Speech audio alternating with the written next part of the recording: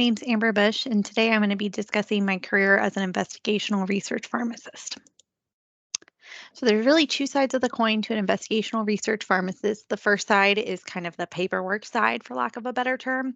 So these are things like getting the protocol set up, working on how the protocol is going to work with doctors and providers, budgeting, billing with finance, working with the information technology team to make sure our electronic orders are ready, ensuring compliance with all of our rules, regulations, and guidelines, both locally, statewide, ethically, federally, all of those fun things. Training and education, both within the pharmacy department with our pharmacists and technicians, but also maybe with nursing staff and providers. We also do inventory management of the drug and the placebo if applicable. We do logistical planning and communication. So, how is this trial really going to work at our site and what can we do to make it successful?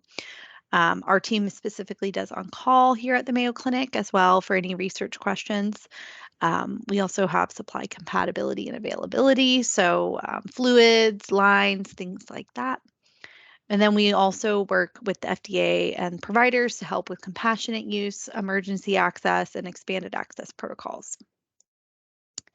And then on the flip side of that, we talk about the clinical side. So the clinical side of research pharmacy is very similar to any other clinical pharmacist. We're going to be checking for drug interactions. We're going to be checking comorbid conditions, making sure the drug dose route, things like that are all acceptable. But then we also may be doing things like randomizing the patient to treatment and blinding the study product in order to make sure nobody knows what the patient's getting. So that is a little bit different. And then also just to point out, we will be helping with preparation and adverse drug reaction management as well for some of these patients. And then in terms of waves of the future of research pharmacy, really traditionally chemotherapy for cancer has been very cytotoxic and had lots of side effects. So I see a big push now looking at cancer treatments that are less toxic and also more personalized to each patient's individual tumor. So things like neoantigen peptides, personalized medicines, and targeted therapies with vaccines. We also see many new novel routes. So perhaps things like intralymphatic dosing, intratumoral dosing, or in the case of some of our neurology treatments, maybe even dosing within the brain itself. And then lastly, I can't talk about research without talking about the COVID-19 pandemic that heavily affected research practice here in Florida.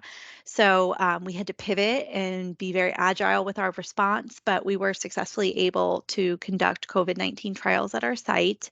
And that can happen anytime. So we have to be ready to be able to offer those trials when our patients are ready, because we know pandemics aren't going away anytime soon and that they can flare up at any point. So that being said, my contact information is here on the slide if you have any more questions, and thanks for your time.